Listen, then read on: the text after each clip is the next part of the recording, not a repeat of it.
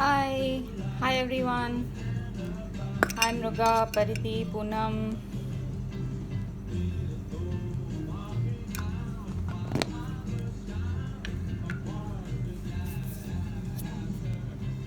Hi Rachna.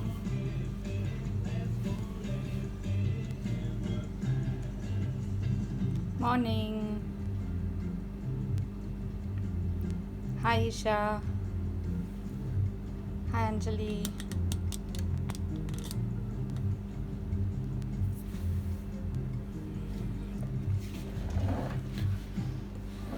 Thank you everyone for coming again.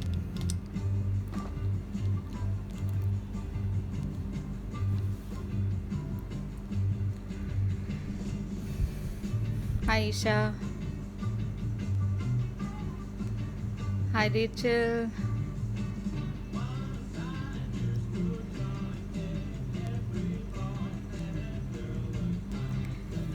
So while everyone is gathering together, I will tell you what materials you're going to need.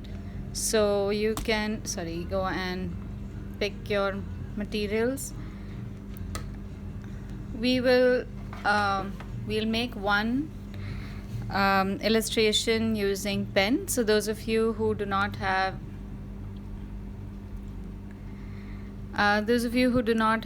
watercolors can just use a pen.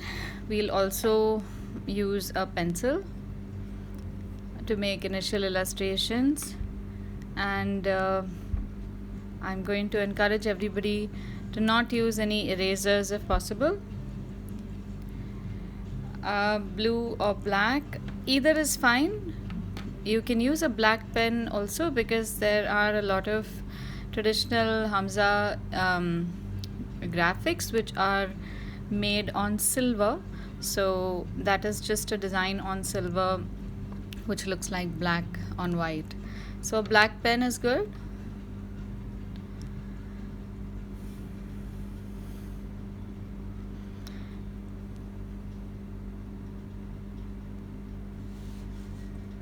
I've always found this a very curious illustration. A lot of talismans are very beautiful. There's a whole lot of culture, heritage, a whole lot of history that gets attached to that talisman. So I'm going to encourage everyone, after we finish this session, to go and do a little bit of reading. There's a whole lot always available on Wikipedia. We live in great times. So it would help you to root some information into the practice that you do. A lot of times, a lot of graphics have a certain meaning attached to them. So when we make an illustration like that, there is some kind of meaning for why we choose the different motifs. And since a lot of us have come across typically Indian motifs made by somebody who doesn't understand the culture or who's not from here, I've sometimes found an Om written the wrong way. And it's funny if you have a good sense of humor. But I encourage everyone to do a little bit of reading about whatever kind of graphic, especially if it's culturally related, because then it just helps to embed that information better. What colors you choose become more authentic. And then once you've done that, then you can move to maybe your own version of the graphic, change the colors, and then see how different it looks, so long as it just does not unnecessarily offend people who might easily be offended if it has any religious connotations. So yeah, we're going to be using an A5 paper again, and if we have the time for it, we are also going to cut this up. And if you have some strings, you can create very interesting paper. You can just tie strings to each of these and hang it up in your room or something. That's how a lot of these Hamsa artifacts are seen. Right, so let's begin. I'm just using a regular cartridge paper.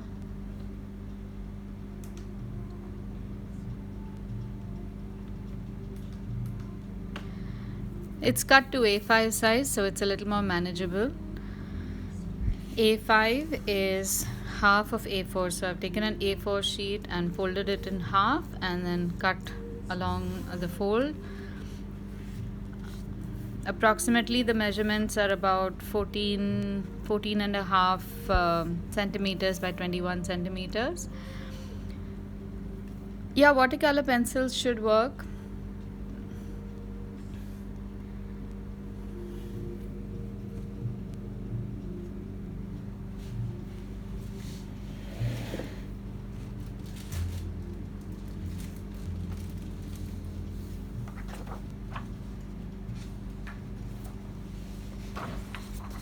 So let's begin with just making the black and white illustration.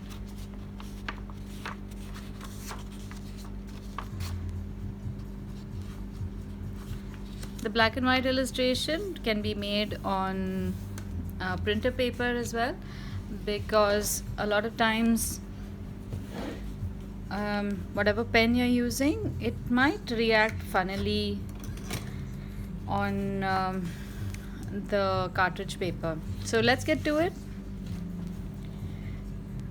Okay, I'm going to show you a simple way of how to create the graphic. Now, I want you to have faith in your illustration and go directly in pen and not use the pencil for this part. You don't need to make it really large. We can make it really small. So I want you to first draw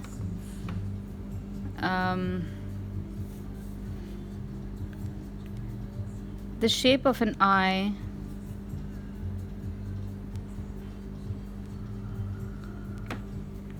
in the center.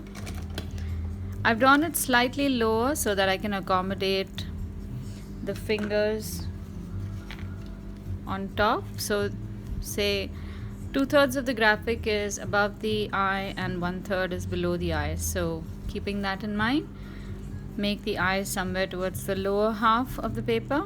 And I'm going to be using a thicker marker so that everyone can see it better.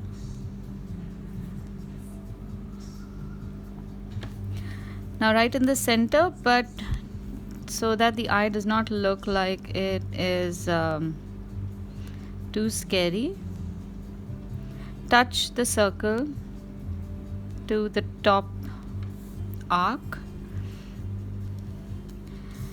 And every time you're doing this, just straighten your illustration. A lot of times people illustrate sideways, and then what you see sideways can be a little crooked. So keep it straight, identify what you need to do, and then if you want, you can turn it to the side and make that final line. So I'm going to make it straight because I often make my curves going all over the place. So I'm going to draw like a very wide U shape around the eye. If you get a very wonky line, no worries. And I'm going to extend this U slightly higher. And here I'm going to visualize 1, 2, 3, and 4 equal divisions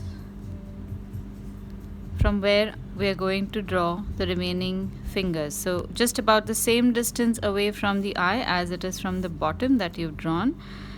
Just draw. You can draw, oh, we can go the other way around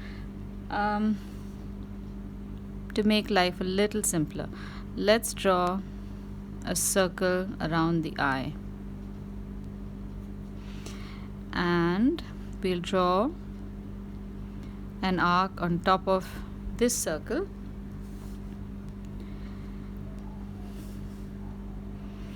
I'm still visualizing my fingers over here, 1, 2, 3 and 4 dots, but I don't want to make some fingers too fat and some too thin. So when you draw some items to fill up the blank space, you start getting a better idea of spacing. So now I think I'm in a better position to divide the space. I'm going to make 1 dot here, 1 dot here, and this is the indication for our fingers. So I'm going to draw the finger in the center from dot to dot. It just goes straight up, and then from one side I'm going to draw a slightly shorter finger and complete the other side in the same way. It's very possible that one finger might be too fat, one might be too thin, but in a graphic that you're making by hand, that actually looks very nice. The fingers from the side curve around. So what I've done is I've gone straight and gently curved a little to one side and made a rounded shape and come back. You can go the other way as well. So make a curve just about as tall as you have made the curve on the left, and then curve back and join the line.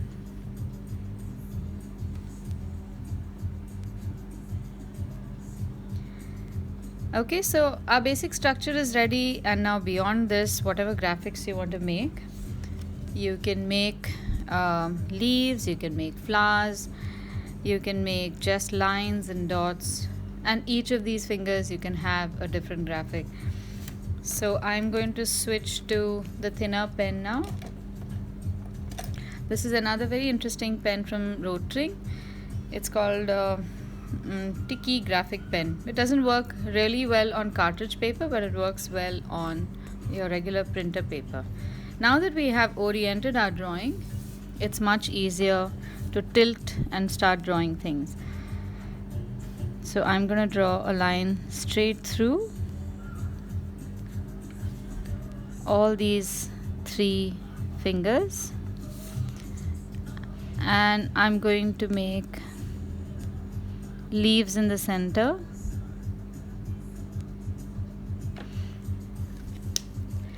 So just so you get a closer look, these leaves, the ones on the side, they are mirror opposites. If you want to make sure that the leaves are equidistant, you first make all the central veins, because it's easier to keep an eye on distances when you're just drawing lines as opposed to shapes which are rounded or more complex. This in itself also can look very pretty. I have a slight shiver in my hand today because I did a very intense yoga session this morning, and obviously my body did not completely relax in Shavasana. So hopefully in a little while my shiver will go. So the lines are a little wonky. Yeah, I can keep the one that's ready for reference, but I'm going to move away from this design. I'm going to make something different over here also. But yeah, I can keep this on the side as well. Okay, now we can do similar such leaves. We are going to be repeating much of this in watercolor as well. Now here I have just drawn horizontal lines and dots on either side, but you can consider making some other graphics over here as well, so that it looks slightly different. We can make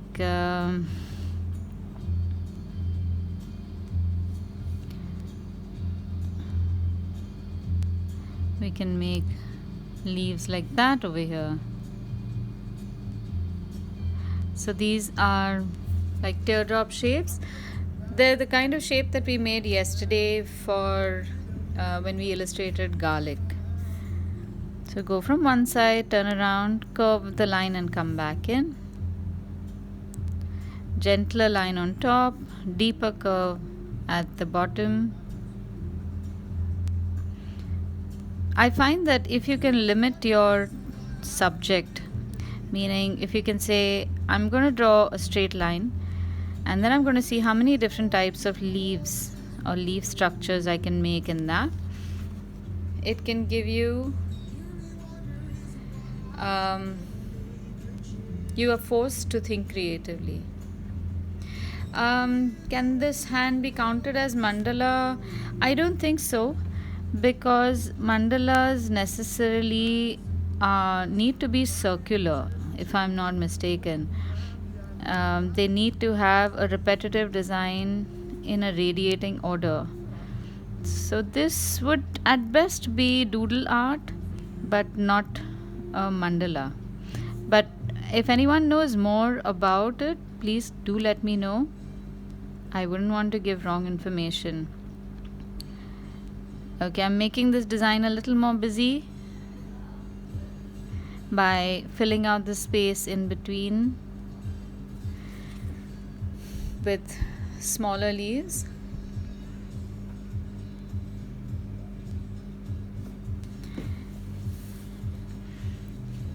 Okay, on the other side, we could make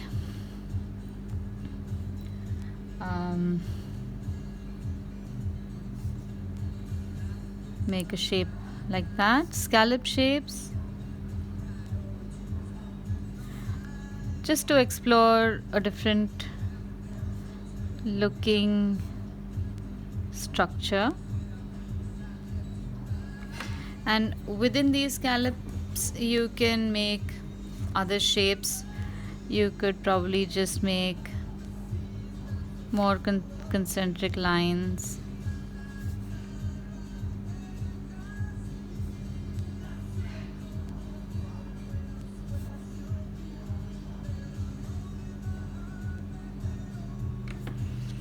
And for every graphic you make, you can always pause. You can finish up some other stuff and then go back and see if you want to make something different. I can repeat, but it'll eat into the rest of the time, because I want to do also these, and I also want this in paint. So I would like to finish this as soon as possible, but I will put this video up. It'll be on the live stream, so you might be able to go back at leisure and see any of the sections that you find difficult to follow right now.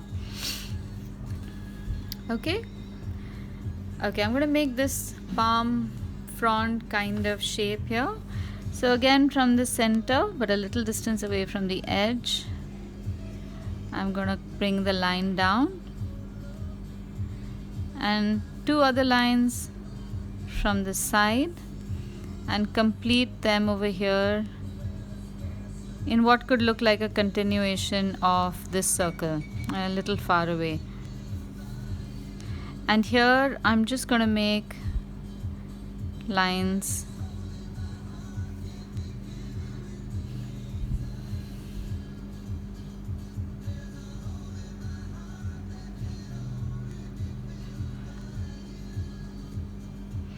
So I believe this structure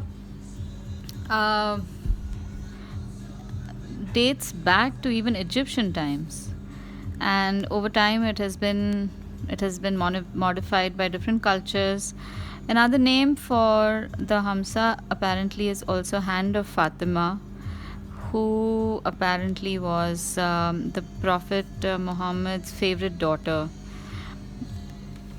It's so lovely when there's a story attached to to symbols. And incidentally, I was watching Da Vinci Code yesterday, and there's a very beautiful introduction to the idea of codes, or the idea of using symbols to mean something. Presentation that the character of Robert Langdon gives right in the beginning of the movie. And if you happen to see it, I think it's on either Netflix or Hotstar. Give it a shot. Just that presentation is so nice because his presentation flips through a number of symbols and how he demystifies many of the symbols and how symbols change meaning over time. It's a very interesting way of looking at perception of ideas. Okay, here I've just made teardrop shapes to imitate flowers on the left, and because there is a lot of blank space, I'm just gonna fill up this blank space with a few circular motifs, just little circles so that it doesn't look too blank. Alright, and now coming back to the central eye, I'm gonna make these kind of eyelashes. So if you start from one side, it's very often you tend to make lines in that same direction, and this looks really odd, so a lot of people find it tough. So the easiest way to do this is divide space. So start with a line at 12 o'clock position, one line at 6 o'clock position, and then divide the space equally. So visualize the space over here and make a line that's perpendicular to that point on either side. So already you start dividing space, and also you can consciously look at how the line is being directed, in which angle you are making the line.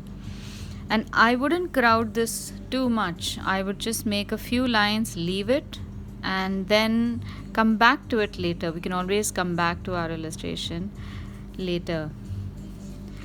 At the bottom, I'm going to just make a set of concentric circles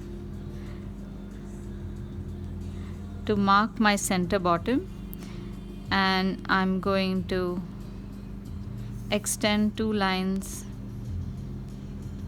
from either side, and here I'm going to make slightly longer leaf patterns.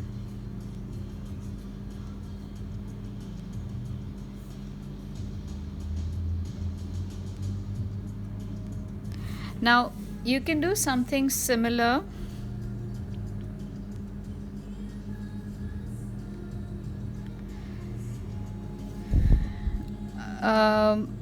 in which you can also make mehndi. Sorry about that.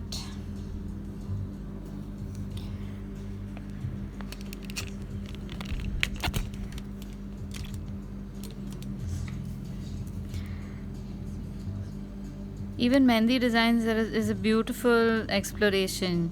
You may or may not choose to make the exact same hand. You can make a regular hand also.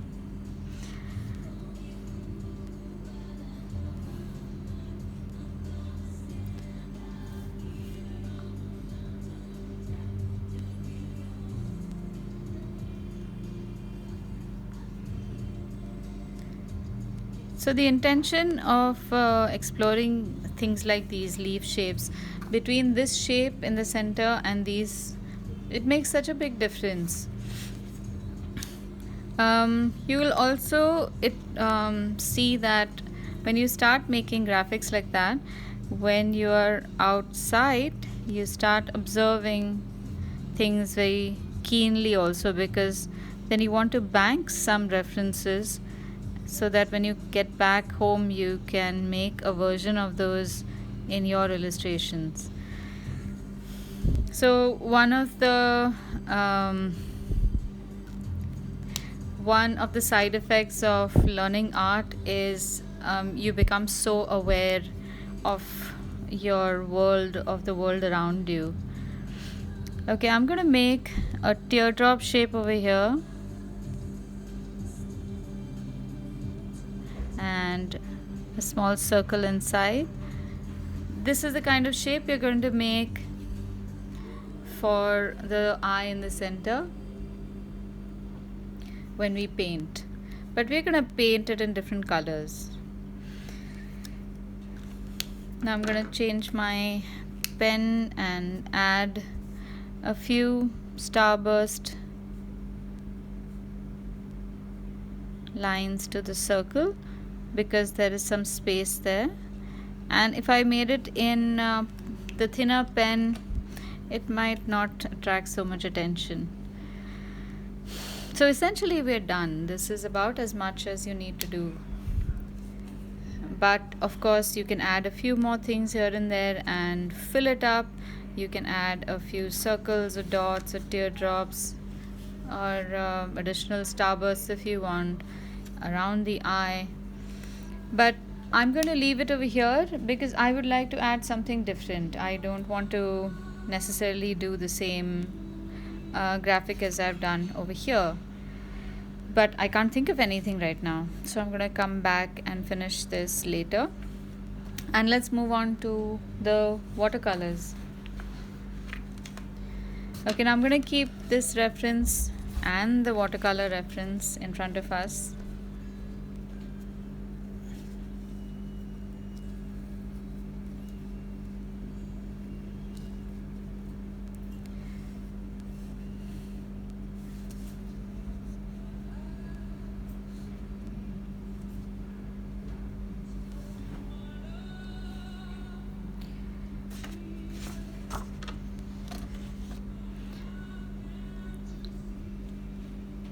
So those of you again who do not have watercolor, if you have coffee, you can use coffee. If you've got brush pens, you can try making this with brush pen. If you just got blue sketch pens, you can make it again with different colored sketch pens. Anything goes. Okay, so this is my sheet, and for those of you who might be a little nervous about going in directly with paint, because I made this directly in paint, sometimes I find that taking on a painting challenge like this where I choose not to use a pencil can actually get me more focused, because I know there's no going back, so I need to focus and make sure that I get the right shape. Okay, Parker blue ink, that'll look lovely. Right, so just so that you don't get very nervous, I'm going to break this down, and you can make a light pencil line before you go into paint, but that's just going to be to create your structure, not the graphics. Resist the temptation, have faith in yourself. It's not like you're making the portrait of your mother-in-law and she's going to be so offended because you made her nose too crooked. This is just a graphic, so this is the time when you can actually push yourself and try out something. If it works, at least you're 2 steps closer to a more freer way of painting, and if it doesn't, at least you know what you can improve. So it's always a win-win situation. Right, so let's start with first making a circle in the bottom half of your paper, and make it really light. I'm going to make it very light, so there's a possibility that you aren't going to be able to see it. And I'm going over this multiple times because the first time you make the circle, you're not sure whether that's the size you wanted. Once you make that, you can decide, okay, maybe that's too big, and I can go over and make a slightly smaller version. While I have said that I would like you all to not use an eraser, we are not going to use an eraser when we are doing the painting. We're going to keep all these lines active, but once you've finished your painting, once it's dried completely, you can go over and remove the lines that you see from outside so that it does not disturb. Okay, now from the center of the circle, draw a line straight. So I've kind of drawn like the bottom of a pendulum shape, And I'm going to divide this space into half as well, so I get the position of the fingers. And then from the side I'm going to draw 2 lines across, so it almost looks like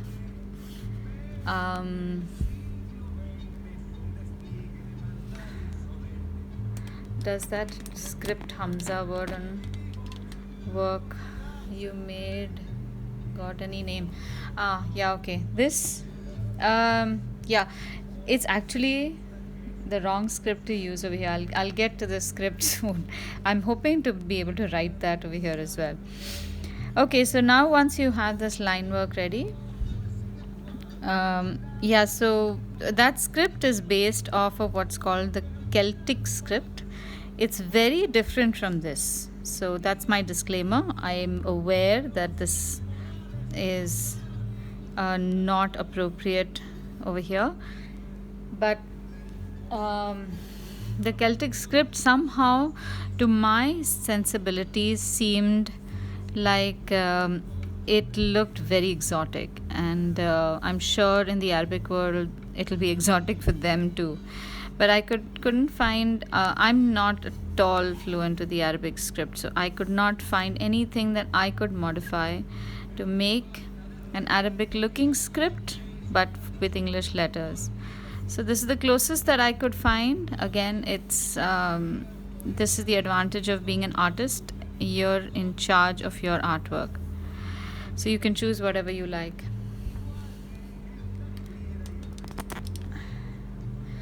Okay, so here I'm going to show you the line work again. Start with a circle, bisect the circle and extend a line to the top, then bisect each of these. It won't be a bisection, but you visualize a half of the semicircle as well to extend one line for one finger and same for the other, and from the edges you draw a line up for the fingers on either side.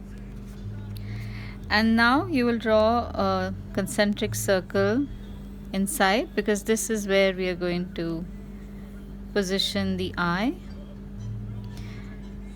and we have all the reference points that we need, just so that it's a little easier. Let me see if I can make you graphic that I can keep on the side. Just hang on a minute. Okay, so I'm going to make it really dark. I drew this circle first. This is the first line, bisecting, making a pendulum shape. This is the second, third. Mind you, all these are made really, really light. And then you have a circle in the center.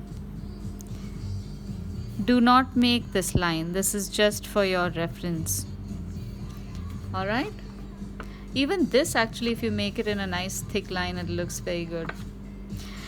Okay, now after this is done, since you want to make a interesting pen hanging ornament out of this, I want you to also draw a few circles on the side a little away from this graphic in 2-3 different sizes. One slightly big, one slightly small, and maybe you can make 4 and then use 3 best. These circles are what we're going to use to practice painting directly. Okay, I'm going to just free up some space on my tiny desk. Okay, this is the evil eye.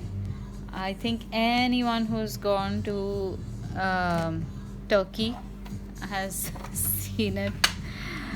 It's beautiful. I just love how succinct, how minimalist, and yet how powerful this emblem is. So I want you to not draw the divisions of the circle. I want you to just go in and make it. Now, like I said, the larger your space is, the more difficult it gets to identify what is the center. So we are going to start with a beautiful ultramarine blue. And if you don't have ultramarine, any dark deep blue will do the job. While we are making this evil eye graphic, it'll also give us an idea of testing consistency. Just go around in a circle. Like I mentioned in an earlier video, if you try to do this circle in one shot, sometimes the brush just overshoots because we're working with a very, very pliable tip. So go two ways. Start from one side, make a C and make an inverted C on the other side. And you can go ahead and paint all of them. If you do not get perfect circles, it really doesn't matter. You might have come across a lot of these evil eye artifacts which are made by hand. Sometimes they're made in clay.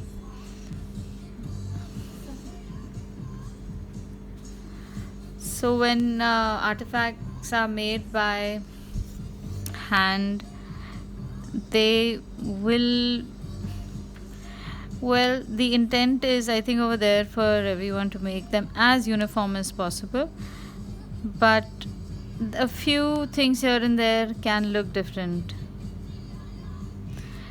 Okay, now between all these, my consistency is getting better and better. So the paper is not glossy. This is regular cartridge paper now. If you see the gleaming, it's probably because the paint is wet. This is ultramarine blue.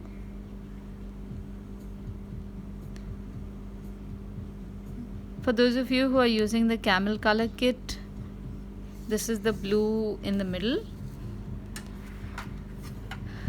This is ultramarine.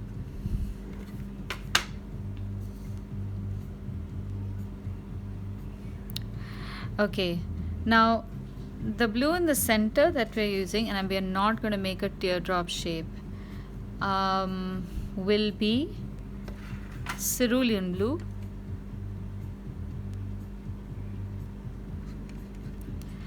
Now cerulean blue can go in very dark, and that will ruin the variation of color.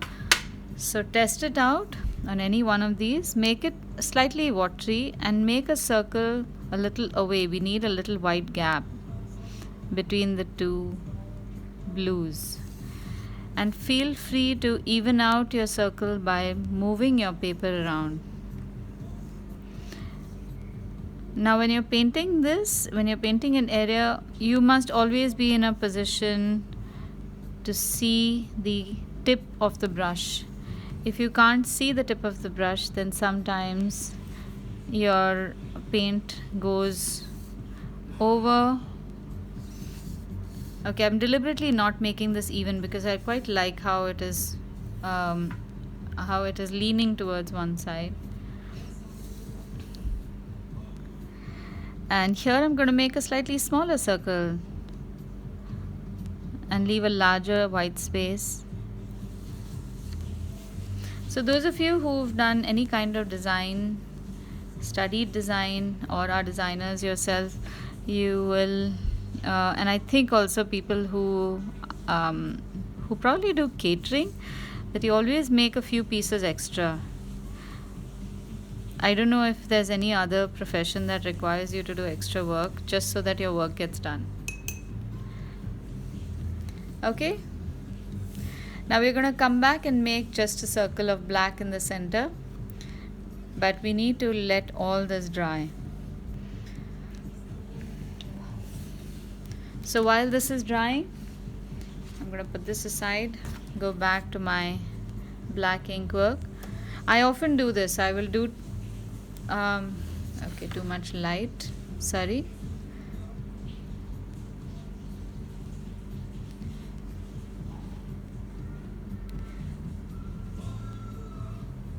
I hope it's visible now.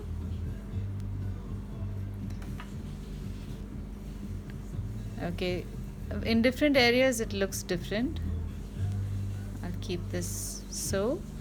And while my paint is drying, I'm going to go back to the black and white again. Like I was saying, that I often start multiple, I have multiple things going around on at the same time, because this situation comes up often. You have to let paint dry, or you have to wait till you get some ideas. And I'd rather wait and then rush through it.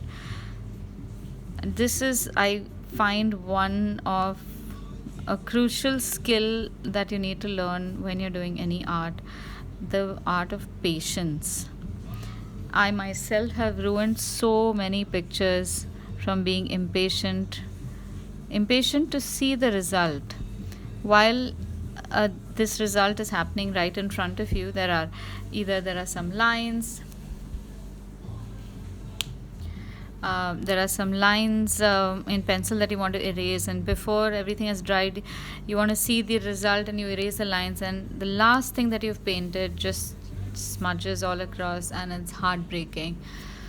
So I think you have to go through that, because that is just something, that's the only thing that can convince you to be patient.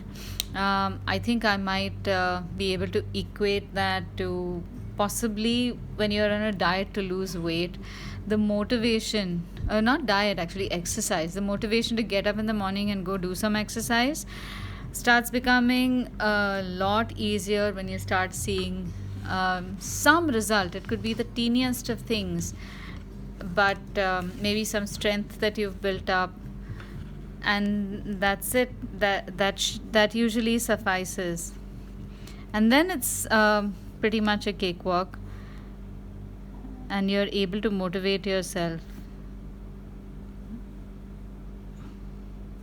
But I've often found that even for that, you have, most people go through this process of sign up at a gym 1st of Jan, go for 3 days, come back with sore muscles, and then it takes another 3 years to join the gym again. So after that is done a few times, you realize that no, I'm not going to be able to, that's not the way to go about it, and then you stick. I don't know if that makes sense. So I'm just filling this up now with more circles, and I might do concentric circles inside this.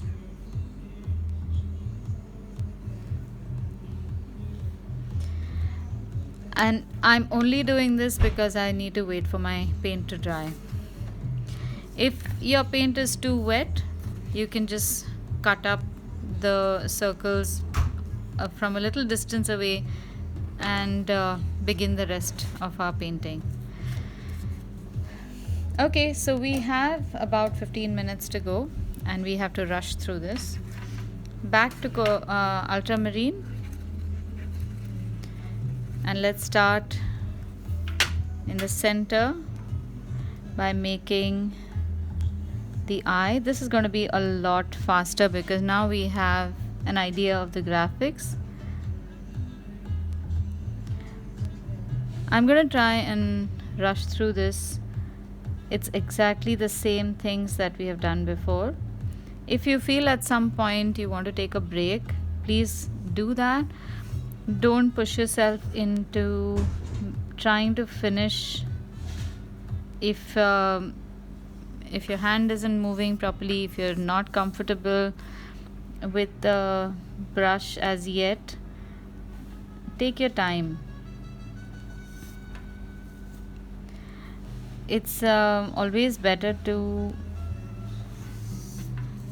have an unfinished picture which shows promise of becoming a masterpiece rather than have a mediocre piece of work for eternity, although it may be finished.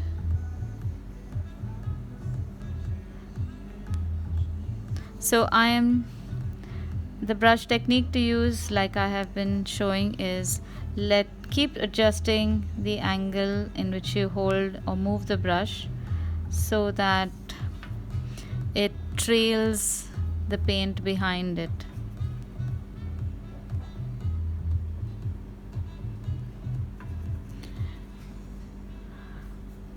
The pens that I have used are micron tip pens.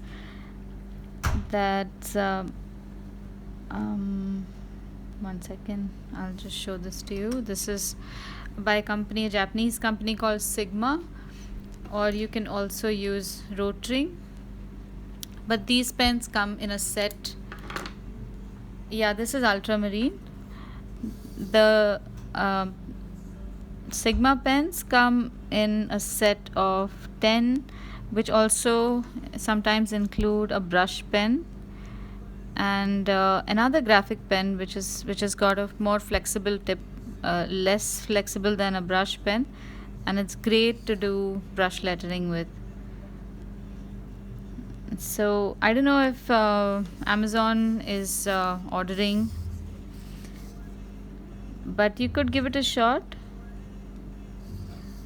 Just look for micron pens, and these are fairly distinctive. Not many people have copied this design, so look for this flower motif and Sigma micron pens. You should find that easily.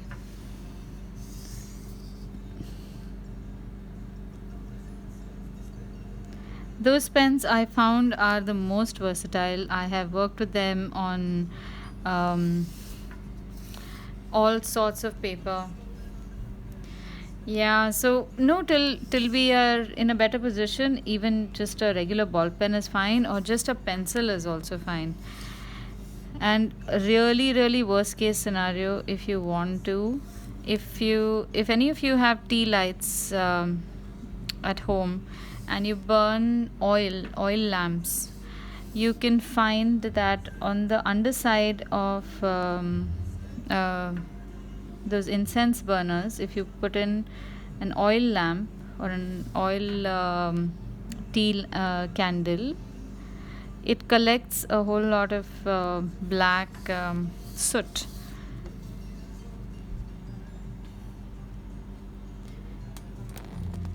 Okay. So you can also take that soot, add a little bit of I don't know, maybe gum or something. I mean, I enjoy challenges, but this is trying to make ink out of soot. If I manage that, I probably I will qualify to then retire from society for good.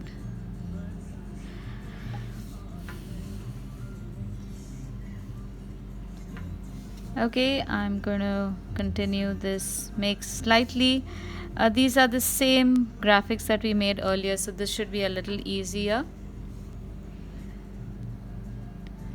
And like I have mentioned before, when painting, if you can pull the line towards you, it's a little easier to make, to control, than if I were to draw it going away from me. But you can find your own comfort zone. Everyone is allowed to choose the technique that they want to and are most comfortable with. Yeah, so it can be used as charcoal, yes. If you are into barbecues, you can throw in some twigs and cover the barbecue and let it slow burn, and then you get charcoal also. Believe me, I have found myself in such desperate situations where I've had to figure out what I wanted to, if I wanted to draw, whatever is available I have drawn.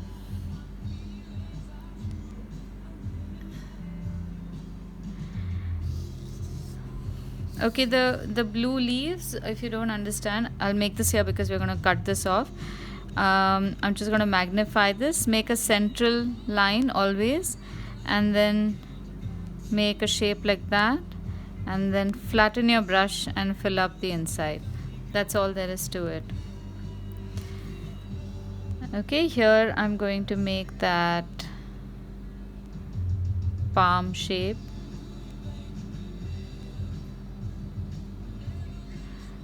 And this graphic can continue exactly like how we have made this graphic, but this time in pen. But I want to focus now on the eye, because that's one thing that uh, can be slightly different. So we've made this circular shape of the eye. Um, Here I'm going to ask you to try to be a little careful and get this circle, the thickness of the circle identical, because since this is an eye and we are going to see it as an eye, if you don't make this concentric, then your eye might look squint. Sorry to say. And we don't want a squint evil eye. So for all you know, then that way you will make sure that your neighbors are protected. And I've made a fattish teardrop shape in the center. So it's just a circle which has a tip to the top. I really love that teardrop shape in the center. Now while this is drying, let's go and quickly make the black circle centers. Start with a small center, and then look at it and see if it has come in the center properly. And if it hasn't, then you can make adjustments. If you make a large circle and it's not centered, then it can look like a big mistake. Okay, so start small.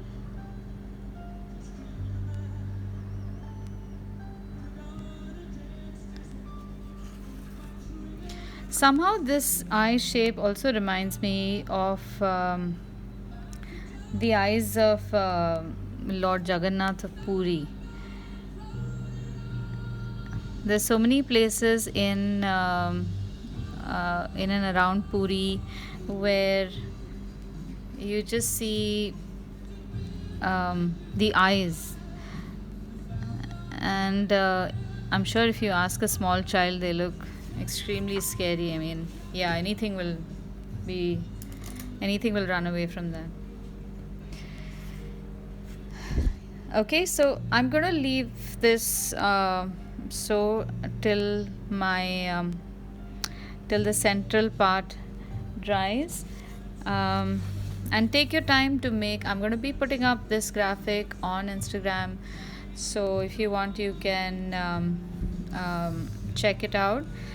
And using a nice fine string, use a needle to make holes in all of these and string them up. You can make them largest to smallest and the Hamsa in the bottom, or this way or this way, whatever you like.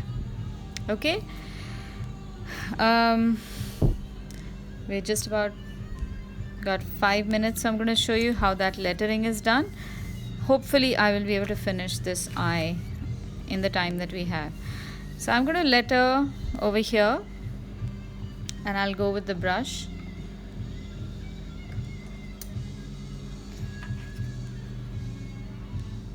So the Celtic script is written only across 2 letters, and the ascenders and descenders go slightly above and below. So a lot of the script is just rounded. The H, M, N, all of that gets rounded like that, and it may or may not have a foot. And then the others is that this was one modified script that was supposed to imitate Devanagari actually. So I've mixed up a few things. Now for the M, I made the central line first a little shorter, and then turned two sides and then made a V shape over here. For the S, again I drew a line on the top and just draw a regular S. It's very easy to invent your own scripts as well. And the end is again the same A.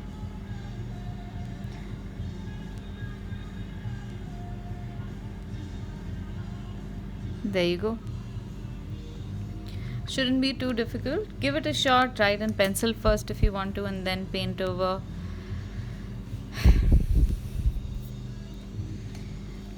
Yeah, so long as it's readable, any font is fine. And depending upon the context, sometimes people might say, okay, is this Namza? Is it Hamza? It's okay if they think of it as Namza because they're used to a very long ascender. But you can always correct them, or till the next time they encounter, they will learn on their own. We are not obliged to educate everybody. We have a lot of liberties to enjoy certain shapes, certain fonts. Okay, that's it. The center of my eye is dry, and I'm going to finish this session by finishing this evil eye. There we go. So at least something is finished. And today I had wanted to actually help people who don't have watercolors to at least get an idea of how many other things that you could do. And the moment you get watercolor, just go and fill this. So thank you everyone for joining me. It is so much fun. I love thinking up of subjects that I want to do with you all. And it's great that everyone is enjoying as much and sharing their pictures with me. I try to respond as much as I can. And happy news, I would love to share that thanks to all of you, I have reached over 2,000 followers in just about a week. I couldn't be more thrilled. I have no idea how it works, but what the hell, I think it's helping. So thanks everyone. Hopefully I'll see your completed Hamsa images, both the colored and the black and white. Make a lot of others and share it with your friends, and hope the evil eye, the Hamsa protects you from the evil eye, especially at a time like that. And I'll see you all tomorrow. Bye bye.